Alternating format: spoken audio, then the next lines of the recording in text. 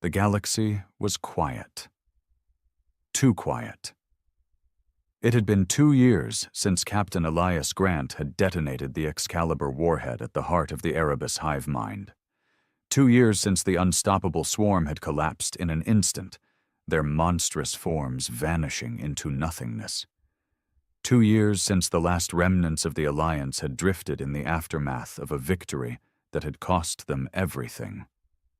And yet, the silence felt unnatural. High Captain Zorth stood aboard the bridge of the Sovereign Wrath, gazing out at the vastness of deep space. The last battle had been fought in a region beyond the known galaxy, a place where the Erebus had gathered their strength, where physics itself had seemed to unravel. Now, all that remained was a dead zone, an empty abyss where the laws of reality still bent in ways they shouldn't. The war was over, so why did it still feel like something was watching? High Captain. Zorth turned, his second-in-command, Warlord Threx, standing rigid beside him. The scars of battle still marred his scaled skin, a reminder of the horrors they had barely survived. "What is it?" Zorth asked. Threx hesitated. "Sensors are detecting anomalies at the edge of the dead zone. It's strange." Zorth's spines stiffened. "Define strange." Threx tapped the console, and the holographic display shimmered to life. "We sent long-range probes into the Excalibur detonation zone last month. None of them returned. But today, one of them did." Zorth frowned. "And?" Threx zoomed in on the probe's final transmissions. Static filled the screen, distorted readings flashing in erratic patterns. Then, for a brief moment, something appeared. A ripple in the darkness, a brief flicker of an unknown energy signature. Then the probe was gone. No explosion, no interference. It had simply vanished. Zorth clenched his jaw. "Play it again." Threx obeyed, but the results didn't change. The anomaly lasted no more than 3 seconds. A disturbance, something shifting in the dark. It was impossible. The Erebus were dead. Their source had been erased, hadn't it? Zorth exhaled, turning away from the screen. "Have there been any other reports like this?" Threx hesitated again. "Yes." Zorth's claws curled. "How many?" "A dozen. All from the farthest reaches of space. Ships disappearing. Distorted sensor readings. Whispers in comm channels." Zorth's blood turned cold. "Whispers?" Threx nodded grimly. "Voices, patterns that don't match any known language, and in some cases, recognizable transmissions. Distorted, but—" He swallowed. "Some of them sound human." Zorth turned fully to face him, his stomach twisting. "That's impossible." "Is it?" Threx's expression was dark. "We thought the Erebus were impossible once, too." A long silence stretched between them. Zorth turned back toward the viewport, staring into the abyss. He had fought the Erebus, seen what they could do, and he had seen them die, but now something new had taken their place. Something was moving in the darkness. And it was calling them back. The war was supposed to be over. Humanity had burned its homeworld to stop the Erebus. The last remnants of the Galactic Alliance had fled to the edges of known space, broken but alive. The Excalibur warhead had done what nothing else could. It had erased the enemy from existence. And yet something remained, something wrong. High Captain Zorth paced the command deck of the Sovereign Wrath, his claws tapping against the cold metal floor. The reports from Threx still lingered in his mind. Whispers in dead channels, missing ships, anomalies at the very edge of the Excalibur detonation zone. It didn't make sense. The Erebus were gone. They had to be gone. "High Captain," a voice called from the sensor pit. Zorth turned, his spines stiffening. "Report." The technician's fingers danced across the console. "We've received another transmission. It's faint, but it's coming from inside the dead zone. Zorth strode toward the console, staring at the screen. The data was garbled, distorted beyond recognition. But as the technician cleaned up the signal, something resolved from the static. A voice. Faint, broken but unmistakable. Help. Zorth's breath caught in his throat. The bridge crew went silent. Threx's expression darkened. Run it through analysis. If this is some kind of residual transmission from the war, I want to know. The technician worked quickly, filtering out the distortions. The voice sharpened. Zorth's stomach twisted into knots. It was human.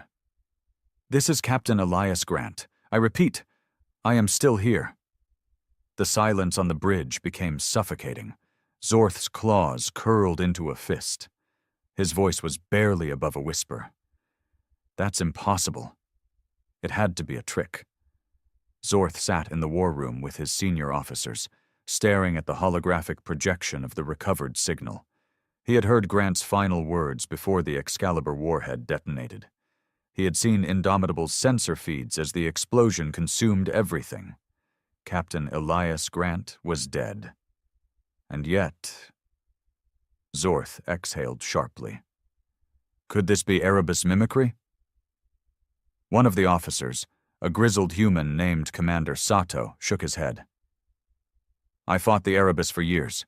They never pretended to be us. They consumed. They took over bodies, ships, entire planets. But they never used deception. They didn't need to. Threx crossed his arms. Then what is this? Sato hesitated before speaking again. I ran the voice print through every available database. It's an exact match for Grant. He leaned forward. Exact. No errors, no inconsistencies. Zorth's spines bristled. That's not possible. The Excalibur warhead didn't just destroy him, it erased him. That entire sector was wiped from existence. Sato held his gaze. And yet, the signal is coming from there. A cold silence stretched across the room. Zorth clenched his jaw. He didn't believe in ghosts. But if the Erebus had taught him anything, it was that the universe held horrors beyond understanding. If this was a trap, they needed to know. And if, somehow, Elias Grant was alive, then they had left something behind in the darkness, something unfinished. Zorth exhaled, making his decision. We're going back. The Sovereign Wrath moved through the void like a silent predator, its war-worn hull gliding past the shattered remnants of the Erebus war zone. It was not alone. A small fleet accompanied it. 30 ships, the last remnants of the once mighty Galactic Alliance. Human destroyers, Royan dreadnoughts, Tari recon vessels, and a handful of independent craft that had survived the war by sheer luck. They had all seen the horrors firsthand, and yet they had returned to the place where everything had ended. High Captain Zorth stood on the bridge, staring at the view screen. They were approaching the coordinates of the signal, the Excalibur detonation zone. Or what was left of it. The void was wrong. Even through the reinforced viewports, space itself seemed fractured. The region where the weapon had been detonated didn't look like a normal battlefield. It was emptier than it should have been, like something had eaten away at the very fabric of reality. "Hi, Captain," Threx said from his station. "We're crossing the threshold." Zorth exhaled slowly. "Status?" Threx's claws danced over the console. "Sensors are unreliable. Some readings show total emptiness. Others show—" He hesitated. "I don't know, sir. Like space is shifting around us." Zorth frowned. "What about the signal?"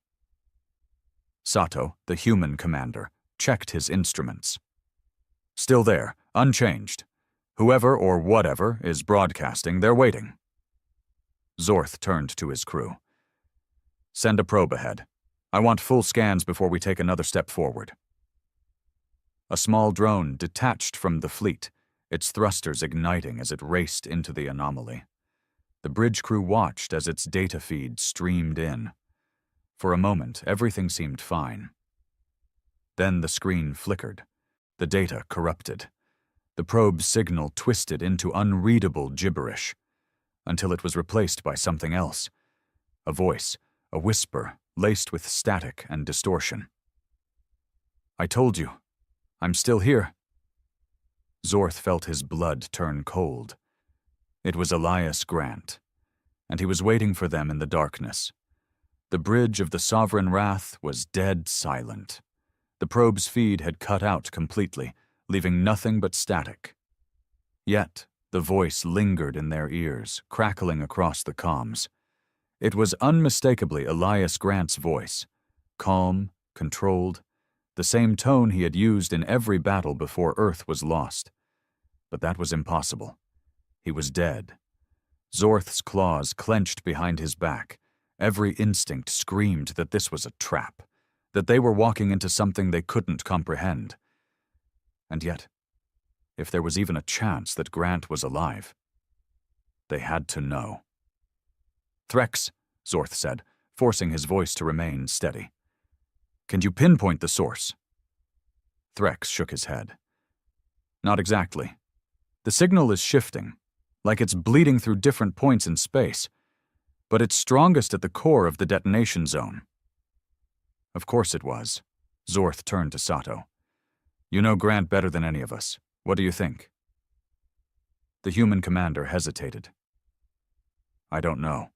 He rubbed his face, as if trying to shake off the weight of his thoughts. "If this were anyone else, I'd say it was Erebus mimicry. But the Erebus never talked like this. And this feels like him." Zorth didn't like that answer. He turned to the view screen, watching as the abyss stretched before them. The detonation zone was no ordinary battlefield. It was an open wound, a place where the laws of physics had been scarred by the Excalibur warhead. No ship had ever returned from its depths. And yet, something was inside. Zorth exhaled sharply. "We're going in." The fleet moved cautiously through the dead zone. Every ship had shields at maximum, weapons primed, but there was nothing to fight.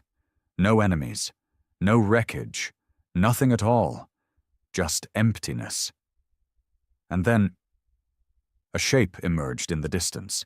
At first it was difficult to comprehend. The void seemed to ripple, warping around something almost tangible. The closer they got, the more it solidified, until finally the scanners locked on. Sato sucked in a sharp breath. "That's a ship." Zorth narrowed his eyes. Not just a ship, the Indomitable, the massive human warship drifted silently in the abyss, its black armor still intact. No visible damage, no signs of decay. It was as if it had been frozen in time. And yet, it wasn't right. It was wrong. Even looking at it made Zorth's scales itch, like his brain was struggling to process its existence. "This can't be real," Threx muttered. Zorth didn't disagree. The Indomitable had been at ground zero when Grant detonated the Excalibur warhead. It shouldn't be here.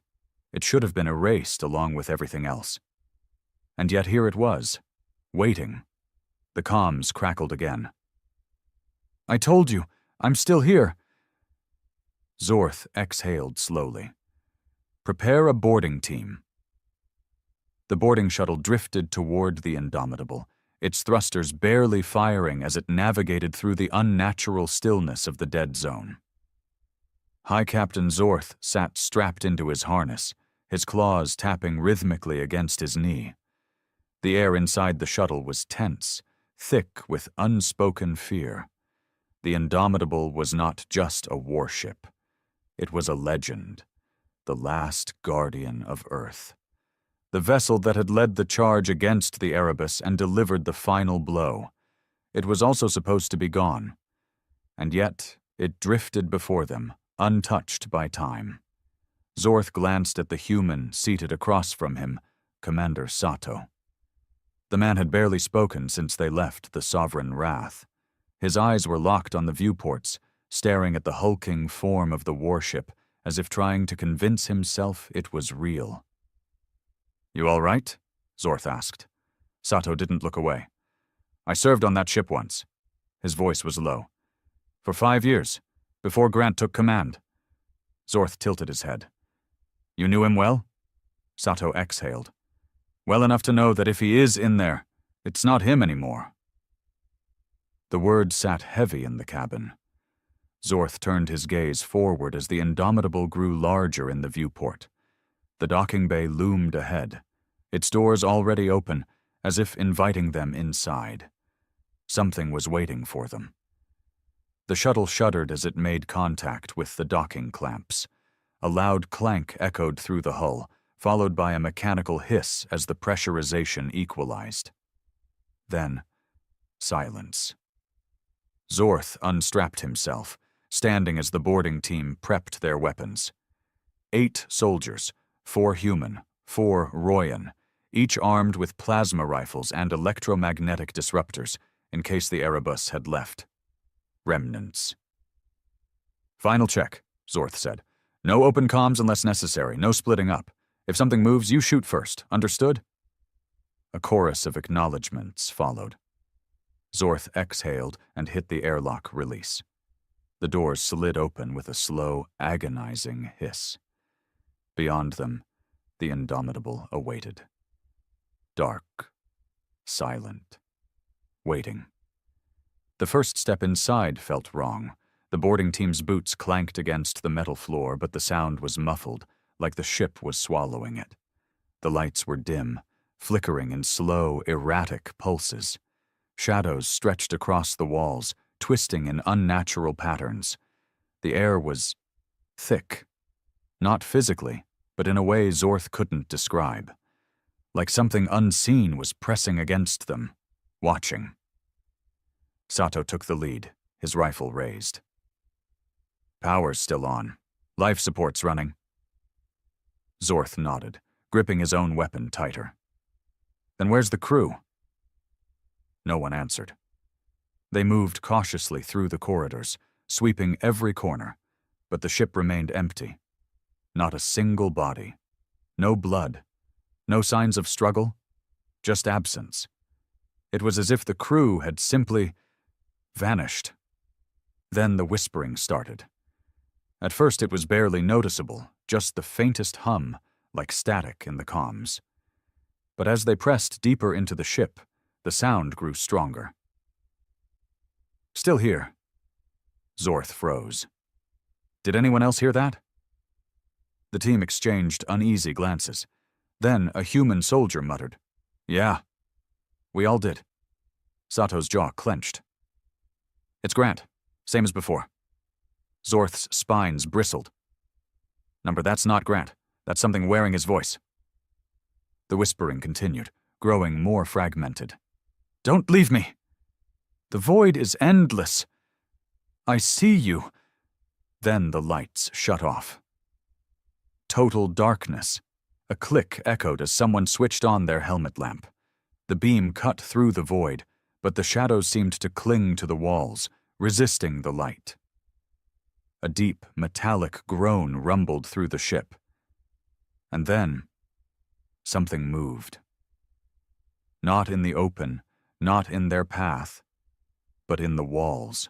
A slow, shifting ripple ran along the bulkheads, like muscle tensing beneath skin. The metal itself seemed to breathe. Sato's voice was tight. "That's not the ship." Zorth's claws tightened around his rifle. "Number, it's not." And then, in the pitch-black silence, a voice rang out. "Clear. Director. You shouldn't have come back." It was Elias Grant, and he was right behind them. Zorth spun, rifle raised, his claws tightening against the trigger. The boarding team followed suit, sweeping their weapons toward the source of the voice. The corridor behind them was empty. Nothing. No movement, no life signs. Just the faint hum of the Indomitable's systems, still running in the darkness. But they had all heard it. Elias Grant's voice. The air felt wrong, heavy, as if something unseen was pressing down on them, wrapping invisible hands around their throats. Zorth exhaled slowly. Thermal scans? A Royan soldier checked his visor. Negative. Nothing visible. That didn't make sense. Zorth had fought in dozens of wars. He knew the feeling of an enemy watching from the shadows. But this? This wasn't something lurking in the dark. The darkness itself felt alive. Sato gritted his teeth. We keep moving. Main bridge is 3 decks up. If we can access the logs, we might find out what the hell happened here. Zorth nodded, motioning for the team to advance. They moved carefully, stepping over rusted grates and past dead terminals. The Indomitable should have been a corpse of a ship, lifeless and abandoned, but its power still thrummed beneath their feet. It was awake, and something was awake with it. They reached the first junction when the whispering started again. This time it wasn't a voice in the comms. It was all around them. Too late. Turn back. I see you. A flicker of movement to the right.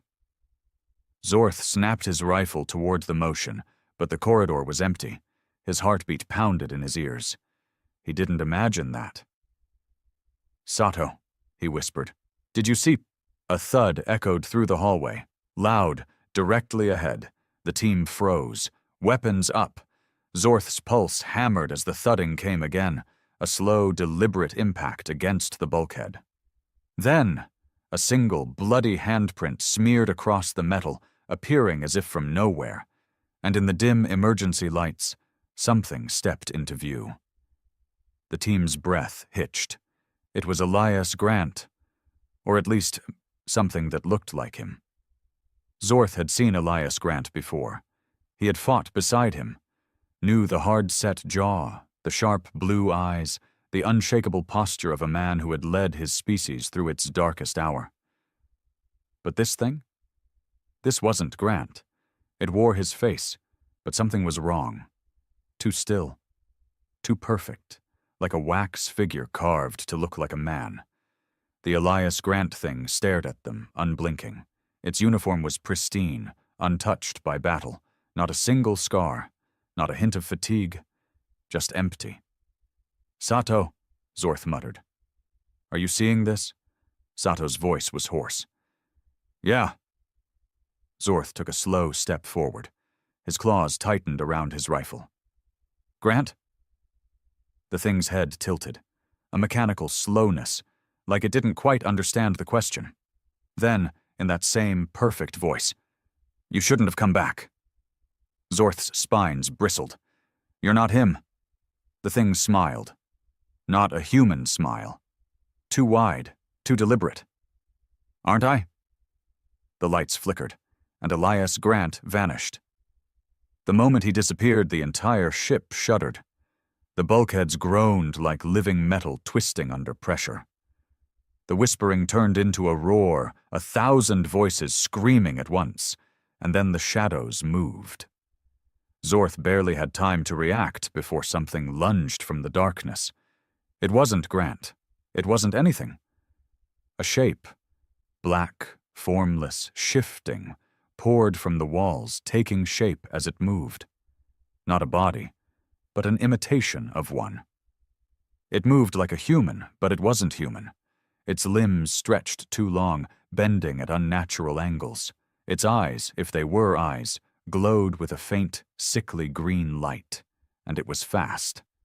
Zorth barely ducked as it lunged, the thing's arms stretched like liquid metal, razor-sharp claws missing his face by inches.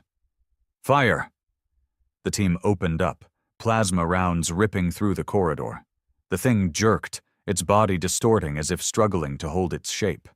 For a brief moment it flickered, its form glitching, shifting. 1 second it was a featureless nightmare. The next, it looked like one of their own soldiers. A human marine, his face twisted in agony, his body half consumed by shifting shadows. He screamed. Zorth pulled the trigger. A plasma round burned straight through its chest. The thing convulsed, its stolen features melting away, replaced by writhing black tendrils. Then, with an unnatural shriek, it collapsed into the floor, dissolving into nothingness. Silence. Zorth's breath was ragged. His claws trembled around his rifle. The air smelled wrong, like burning metal and something rotting. Sato swallowed hard. What the hell was that? Zorth forced himself to stand, forced himself to think. It had looked human. For a moment, it had even sounded human. And it had worn a face, just like the Elias Grant thing. Zorth exhaled, steadying his pulse. We need to get to the bridge. Sato wiped sweat from his brow. You think the logs will tell us what happened? Zorth looked down at the blackened remains of the thing that had tried to kill them. No, he muttered. I think they'll tell us what's still happening. And that terrified him more than anything. The air inside the Indomitable was thick, heavy. Every breath felt wrong, as if they were inhaling something that wasn't meant to exist. Zorth led the team deeper into the warship, plasma rifle steady in his grip. Every hallway felt twisted, not physically, but in a way that gnawed at the mind. It was subtle, like stepping into a room and forgetting why you had come in, like walking through a dream that was becoming a nightmare. They had lost 2 more soldiers along the way. One moment, they were marching in formation. The next? Gone. No screams, no gunfire, just erased. Sato had stopped calling their names after the second one. The remaining 6 moved cautiously, barely breathing. The ship's bridge was close. Zorth could see the reinforced door at the end of the corridor, its metal frame warped from battle. If there were any answers left, they would be inside. The whispering had not stopped. So close. We see you. You were never meant to return. Zorth ignored it. He had no choice. They reached the bridge doors. The access panel was dead, but Sato stepped forward, pulling an emergency override from his pack. He worked quickly, his fingers moving with precision, but Zorth could tell he was rattled. They all were. The shadows had tried to wear Elias Grant's face, tried to pretend. But the real question wasn't why. The real question was, had they succeeded? Sato exhaled sharply. We're in. The bridge doors groaned open, and they stepped inside. The bridge of the Indomitable was frozen in time. Every console was still active, their screens flickering with static-laced data. The captain's chair remained in place, perfectly aligned with the main viewport, which displayed the endless blackness beyond. And in the center of the bridge, slumped over the terminal, a body. The team raised their weapons instantly. It wasn't just any body. It was Elias Grant, or what was left of him. Zorth moved closer, his claws tightening around his rifle. Grant's uniform was torn, withered with age, but that wasn't possible. The Indomitable had vanished 2 years ago. His skin was gray, cracked like ancient stone, as if his body had been half preserved, caught between death and something else. And then, in the flickering glow of the consoles, he opened his eyes. Zorth didn't think. He fired. A plasma bolt ripped straight through the captain's skull, blowing apart bone and synthetic flesh. Grant's body lurched, convulsing violently before collapsing onto the terminal. Silence. Threx exhaled sharply. Was that wasn't him. Sato's voice was tight. It wasn't him anymore. Zorth swallowed hard. He had seen what the Erebus could do. They consumed, assimilated, wore the flesh of the fallen. This thing had not been Grant. It had been something trapped in his remains. Zorth forced himself to look away. Pull the ship's logs. Now! Sato nodded, moving toward the terminal. The system resisted at first, its interface lagging, glitching, but finally, a single log remained intact. The last recorded message from Captain Elias Grant. Sato activated it, and Grant's real voice filled the bridge. Log entry 00277, Captain Elias Grant, date unknown. If you're hearing this, it means someone found us. A ragged breath. Static interference. I don't know how much time I have left. Time doesn't work the same way here. We shouldn't be here. None of this should exist. More interference. The sound of metal groaning in the background. When the Excalibur warhead detonated, we didn't die. We didn't win. We broke something. We tore a hole in the universe, and now we're caught between what was and what comes next. A pause. I don't know if I'm still alive. I don't know if I'm already dead. The whispering in the ship grew louder. Zorth clenched his jaw. Grant's voice continued, weaker now. It's not just the Erebus. They were just the beginning, just a symptom of something much worse. A long, painful silence. And then, if you found this log, you need to run. Because if you can hear me, they can hear you too. The log ended, and the whispering stopped. The silence that followed was worse than any sound. Sato stepped back from the terminal, his face pale. What the hell does that mean? Zorth didn't answer. His mind was racing. The Erebus had never been the real enemy. Something else had been waiting behind them. And when the Excalibur warhead detonated, they had let it through. A sharp, metallic click echoed through the bridge. Zorth turned, and Elias Grant was standing in the doorway. Perfect, untouched. His blue eyes locked onto them, and he smiled. I told you, I'm still here. I told you, I'm still here. The thing wearing Elias Grant's face stood in the doorway, motionless. Its expression was too perfect, too practiced, as if it was mimicking a smile rather than feeling it. Zorth's grip tightened on his rifle. The real Elias Grant was dead. They had just seen his decayed corpse slumped over the bridge console. So whatever was standing in front of them, it wasn't him. Threx snarled, raising his weapon. Burn it! They opened fire. Plasma rounds tore through the figure's chest, melting synthetic flesh and scorching the walls behind it. The force should have sent a normal body crumpling to the ground, but Grant didn't fall, didn't flinch, didn't even react. Instead, he kept smiling, and then he took a step forward. Sato's breath hitched. No! The thing's face split apart, not with blood, not with bone, with shadows. The skin peeled back like unraveling fabric, revealing something underneath, something shifting, its form flickering between 100 faces, 100 different versions of Elias Grant, overlapping and collapsing in on themselves. Not real, not a body, a thought given shape. And it wasn't alone. The whispering returned, but not just from Grant. From everywhere. Run! Let us in. You opened the door. The walls moved.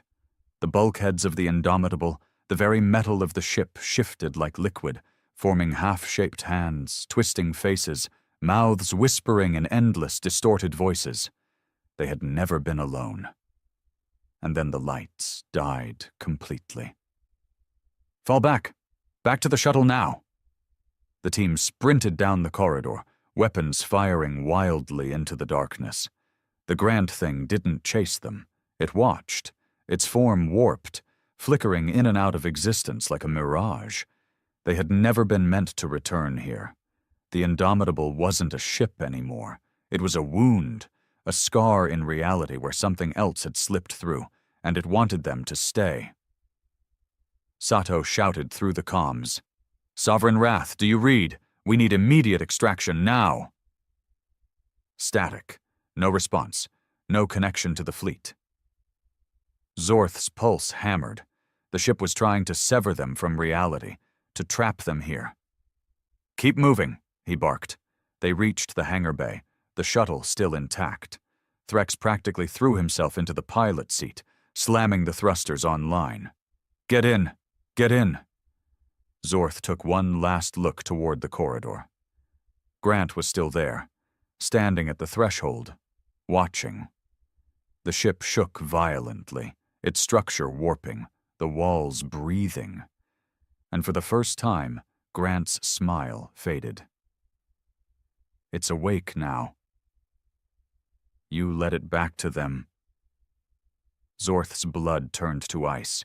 He lunged into the shuttle, slamming the hatch shut. The shuttle engines roared, the thrusters igniting as they launched from the Indomitable, hurtling toward open space. Behind them, the ship rippled, its form collapsing inward, distorting like a mirage. And then, it was gone. Not destroyed, not left in ruins, just erased, like it had never been there at all. The moment they crossed back into normal space, the Sovereign Wrath reappeared on their sensors. The comms crackled. "Hi, Captain, what happened? You vanished from all systems. 1 second you were there, and then nothing." Zorth didn't respond immediately. He turned to Sato. The human's hands were trembling, his face pale. "You saw it too," Zorth said quietly. Sato nodded. "Grant was never there." Sato exhaled shakily. Number he wasn't. Whatever they had seen, whatever had worn his voice, it had never been Elias Grant. It had been something else, something waiting, something patient. Zorth took a slow, steady breath. "Get us back to the fleet. Now." They had opened a door, and something had stepped through. The war was never about the Erebus. They were just the first infection. The real war? The real enemy? It had been watching the whole time. And now, it knew they had seen it too.